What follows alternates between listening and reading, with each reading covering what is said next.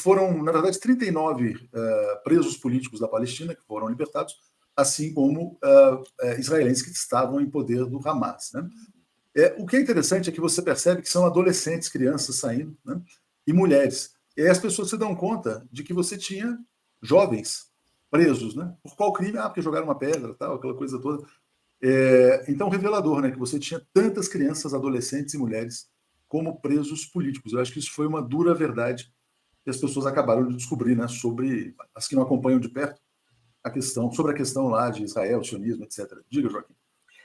Bom, o que você tem, essas prisões, aqui, apurando agora, né, depois que houve lá esse conflito, o conflito já existia, né, mas a ocupação de Israel, o ataque de Israel, a gente viu que existem prisões. Israel pode prender palestino sem julgamento. Eles podem fazer a chamada prisão administrativa. Eu fico pensando, eu falei, mas qual é a diferença quando você não tem um sistema, a prisão, prender em outro país, que não é o país deles, e aí você não tem nem julgamento e mantém preso? Qual a diferença entre isso e o sequestro que foi feito pelo Hamas? Eu não consigo entender qual a diferença. Não é o país, Israel faz a prisão num outro país, que não é dele, num outro território. Qual é a diferença? É um sequestro. Então, e agora está mostrando que eles são adolescentes. E são jovens. Então, eu acho que esse conflito, o que aconteceu a partir do 7 de outubro, foi revelador de uma profunda situação de uma situação de profundo opressão. Acho que o termo correto é esse. E a imprensa não tem tratado de maneira honesta os dois casos. Porque sempre é chamado, quando fala dos reféns do Hamas, então são chamados libertados os reféns. Quando fala daqueles que são palestinos libertados, são prisioneiros, como se fossem, veja bem, são os criminosos. Olha, estão tirando criminosos da cadeia. E pelo que a entrevista que eu fiz com uma palestina, que hoje ela mora no Canadá, mas ela vai sempre para a Cisjordânia, sempre que pode, porque precisa de autorização para entrar no país dela. Nasceu lá. E o pai, né? Ela nasceu aqui, mas ela é palestina. E ela estava contando que esses adolescentes, ela tem inclusive primo preso, porque simplesmente atirou pedra em algum momento e aí fica preso sem julgamento. E ela tinha um primo preso já fazia 3 anos. Tem a entrevista dela que ela deu no Boa Noite, que eu acho que é bem esclarecedor sobre isso. Exatamente. E aí, Joaquim, Florestan, o Lejane Miran, que está sempre aqui conosco, né? Ele diz assim, como a linguagem da mídia desumaniza o povo palestino. É isso que o Joaquim falou, né? Então, de um lado, presos, prisioneiros, do outro lado, reféns. A gente me usando a expressão presos políticos, mas talvez seja melhor usar reféns também, né? Reféns dos dois lados. Porque são, mesmo sendo presos políticos, quer dizer, presos políticos, com que autoridade, né? Qual a ameaça de crianças e adolescentes ao regime de Israel? Sabe, essa é uma questão que tem que ser colocada.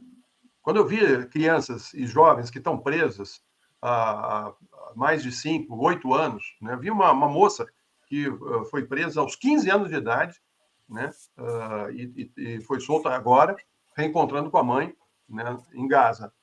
E aí você se pergunta, como um Estado de um país vizinho pode entrar e prender um jovem, uma criança, porque, segundo eles, atiraram pedras em soldados de Israel, né? Aí mostra bem a maneira como eles encaram os palestinos, a maneira desumana, cruel, né? Que mostra que o Netanyahu e esse grupo que o apoia tem nas suas ações a ideia fascista, nazista, de que eles representam uma classe superior, representam seres superiores aos outros que vivem na região, né? É bom lembrar que aqui no Brasil mesmo, né, quem tem menos de 18 anos é inimputável. Então, o jovem é incapaz de compreender a gravidade de um delito, né? Imagina uma criança. E, no entanto, isso mostra a truculência, porque eles ao fazerem isso, desrespeitam os princípios mais básicos dos direitos humanos, que é você aprisionar uma criança, aprisionar uma adolescente de 15 anos e que só foi libertada por conta desse acordo, senão continuaria presa. Quantos anos? E o mundo sem saber. E quantos mais estão presos, Léo? Essa é a questão. Quantos mais o Netanyahu prendeu? Quantas crianças estão nas celas sequestradas por esse grupo.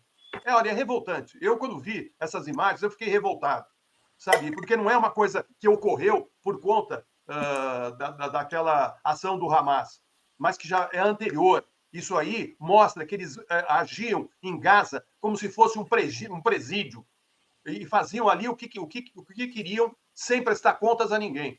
E eu acho que a ONU tem que se posicionar a respeito disso. E a nossa mídia, né, canalha, porque é canalha, uma mídia que toma uma posição em favor de um grupo e se coloca contra o outro grupo, porque na realidade trata esse outro grupo como sendo inferiores, porque é assim que eles fazem. Eles fazem essa divisão. Né? Um lado é melhor do que o outro. Por quê? Por que uma criança é melhor que outra? Elas são iguais, são jovens. Né? Mas, enfim, a gente fica assistindo a tudo que está ocorrendo ali em Gaza e nessa guerra e fica passado de ver como essa extrema-direita avançou e tem avançado além do Oriente Médio. Além do Oriente Médio. Quando você vê a fala do sujeito que vai ser o primeiro-ministro da Holanda, você percebe que isso vai se alastrar pelo mundo com muita rapidez, como pólvora que foi queimada com um fósforo aceso.